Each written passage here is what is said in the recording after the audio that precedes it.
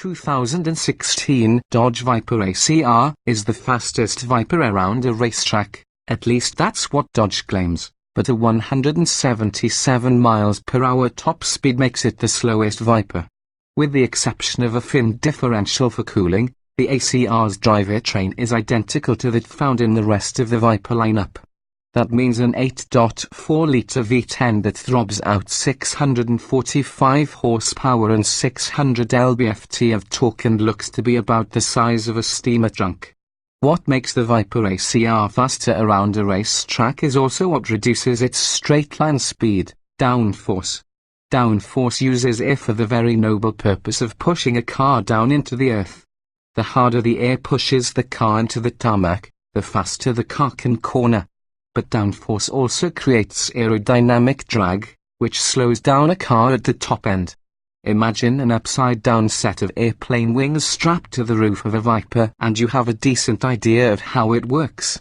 Wings on wings on wings, plus other stuff. By default, a huge adjustable wing is bolted to the Viper ACR's trunk lid, a massive front splitter gives the car an underbite, the front bumper is flanked by a diveplane moustache. Fender vents perched above the front tires reduce lift, and a rear diffuser cuts the air like a mandolin slicer.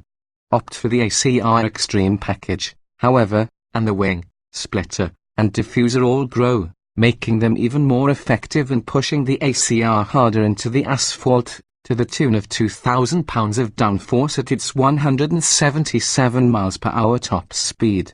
The penalty comes in terms of the stated drag coefficient, which is 0.55 for the ACR Extreme versus 0.37 for the regular Viper SRT and 0.43 for the Viper TR. We drove the Viper ACR Extreme at Virginia International Raceway a month after conducting their 9th iteration of our lightning lap test on the same premises, the results of which will be published in the coming weeks.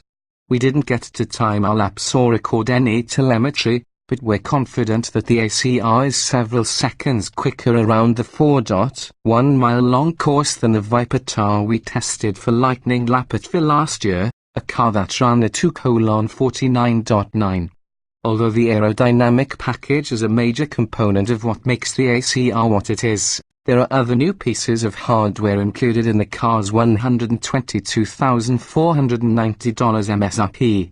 Larger carbon ceramic brakes that measure 15.4 inches 1.4 inches larger than before with 6-piston calipers in front necessitated bigger, 19-inch front wheels 1 inch larger than standard.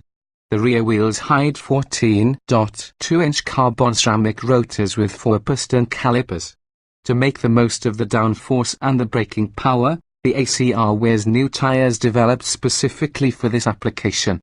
Development on the rubber started 2 years ago, which is when Dodge approached Kumho. The result is the Extra V720.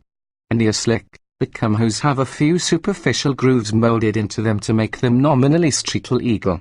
The rear tires remain sized 3.553/0R19, but while the front tires are the same 295 width as on other Vipers, they have a section height of 25 against the regular car's 30s.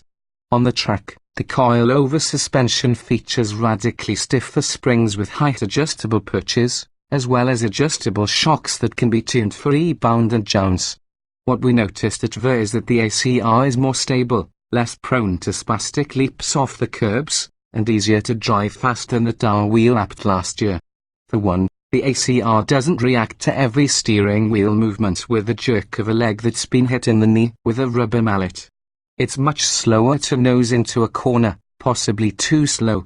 To show the adjustability of the ACR, Dodge engineers on hand dialed back the rear wing slightly and removed the front fender louvers. We didn't have a lot of laps with the new setup, but it did gain some front-end grip. Again, we couldn't quantify anything, but suddenly we felt like we could turn in with more accuracy and that we weren't going fast enough in as many long, sweeping corners.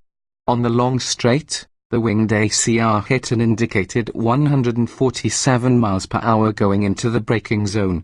In the wingless Viper TR we saw 152.1 miles per hour with less speed on the straight, The ACR's grippier tires and huge binders allowed us to brake later and with greater confidence.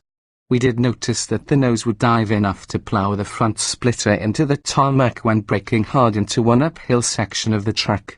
Brake as hard as you want, though, as the splitter is designed to be easily replaceable. But don't get the idea that the ACR is an easy car to drive quickly. It's definitely worthy of its Viper name, and it takes a lot of laps to get used to the ACR's grip. Going fast requires a few things of the driver. The car wants to be pointed straight when you're hard on the brakes or the tail will wag, the shifter still needs to be strong-armed into gear, and making meaningful downforce requires big speed. The big speed is demanded of you in the most pucker-intensive corners of the track. But it's the speed and the cornering limits that are daunting. The car's behavior is predictable as long as you don't do anything stupid. Dodge is selling a race car that you can put a plate on. It might be street legal, but we can't tell you what the Viper ACR was like to drive on the road. Dodge kept us on the track with the ACR, a clear indication of its mission. Driving it among Nissan Versas and the like would have been frustrating, because going slow on a track is still more fun than trying to find ways to go fast on the street.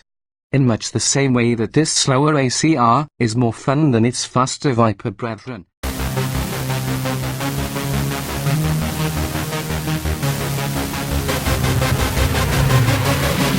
Yeah.